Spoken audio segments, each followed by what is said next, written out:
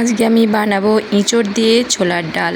তার জন্য আমি 500 মতো এঁচোড় নিয়েছি আর বাটিতে ছোলার ডাল ভিজিয়ে রেখেছিলাম রাতে, ভালো করে ধুয়ে নিয়েছি। এবার আমি কুকারে 2টো সিটি মেরে নেব। গলবে না কিন্তু সেদ্ধ হয়ে যাবে, খুব ভালো টেস্টি হবে খেতে।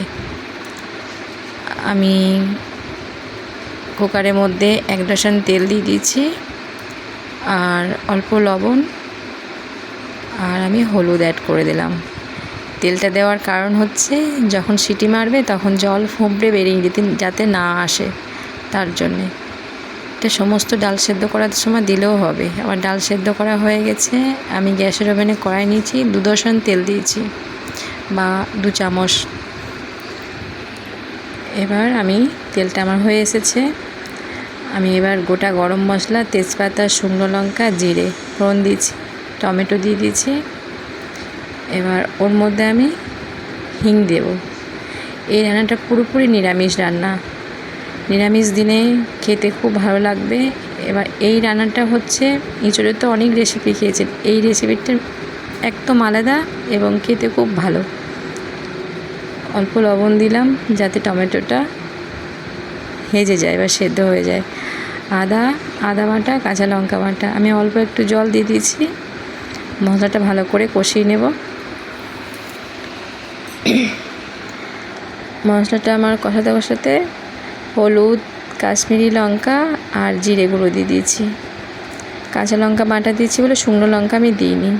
আর এটা আমি অল্প চিনি অ্যাড করলাম, 1 চামচ মতো।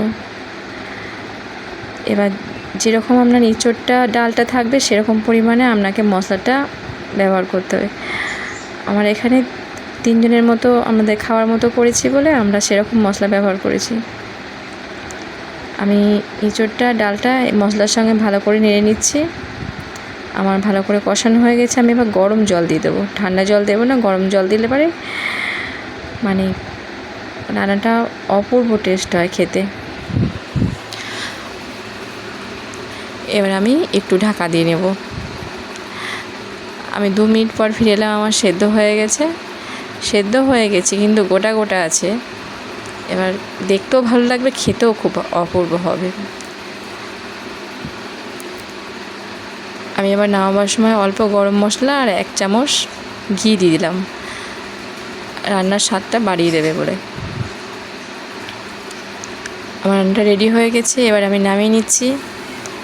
রান্নাটা চটজলদি হয়ে যাবে, দুপুরে গরম গরম ভাতে বা রুটির সঙ্গে খেতে অপূর্ব লাগবে।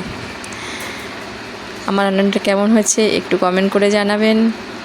আবার ফিরে আসবো নতুন রেসিপি নিয়ে। আজকের মতো বিদায় নিচ্ছি। দেখুন ঝোলের কালারটা খুব সুন্দর হয়েছে। বাই, সমাপ্ত।